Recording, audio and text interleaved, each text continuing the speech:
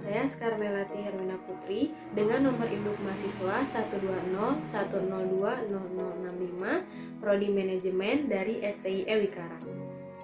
Tujuan saya membuat video ini adalah untuk memenuhi tugas mata kuliah Hukum Pajak, yaitu menanggapi sebuah video yang berjudul tentang perpajakan Indonesia. Sebelum itu, link videonya akan saya simpan di description box agar kalian bisa mempelajarinya juga. Mari kita ke pembahasannya. 1. Pengertian pajak. Pajak adalah kontribusi wajib kepada negara yang terutang oleh orang pribadi atau badan yang bersifat memaksa berdasarkan undang-undang dengan tidak mendapatkan imbalan secara langsung dan digunakan untuk keperluan negara bagi sebesar-besarnya kemakmuran rakyat. Yang kedua adalah fungsi pajak.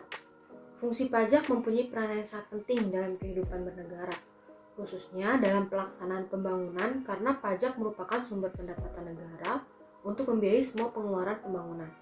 Pajak mempunyai beberapa fungsi, yaitu fungsi anggaran, fungsi mengatur, fungsi stabilitas, dan fungsi redistribusi pendapatan. Yang ketiga adalah syarat pemungutan.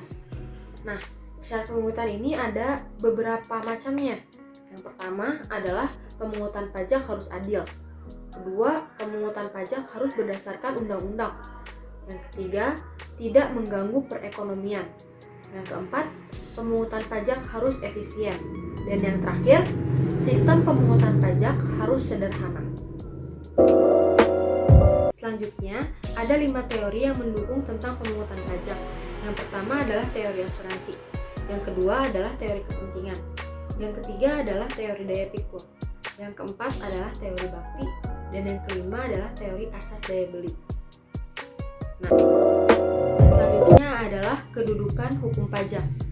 Profesor Dr. Rahmat Sumitro SH menjelaskan bahwa keberadaan hukum pajak dibandingkan dengan hukum-hukum lainnya adalah satu, memiliki hukum perdata, yaitu hukum yang mengatur hubungan antara suatu individu dengan individu lainnya. Misalnya adalah hukum perjanjian jual beli. Yang kedua adalah hukum publik, mengatur tentang hubungan antara pemerintah dengan rakyatnya. Selanjutnya, hukum pajak material dan hukum pajak formil. Ada 2 jenis hukum pajak yang berlaku di negara kita, yaitu hukum pajak material yang menerangkan tentang keadaan dan perbuatan. Yang kedua, hukum pajak formil yang membuat bentuk atau tata cara untuk mewujudkan hukum material menjadi kenyataan. Selanjutnya adalah pengelompokan pajak. Yang pertama adalah menurut golongannya, di antaranya pajak langsung dan pajak tidak langsung. Yang kedua, menurut sifatnya, di antaranya pajak subjektif dan pajak objektif. Yang ketiga, menurut lembaga pemungutan, di antaranya pajak pusat dan pajak daerah. Selanjutnya, tata cara pemungutan pajak. Yang pertama adalah stase pajak, di antaranya nyata, anggapan, dan campuran. Selanjutnya, asas pemungutan pajak, di antaranya domisili, sumber, dan kebangsaan.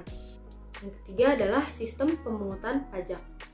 Di antaranya adalah Official Assessment System, Self-Assessment System, dan Withholding System. Selanjutnya, timbul dan hapusnya hutang pajak.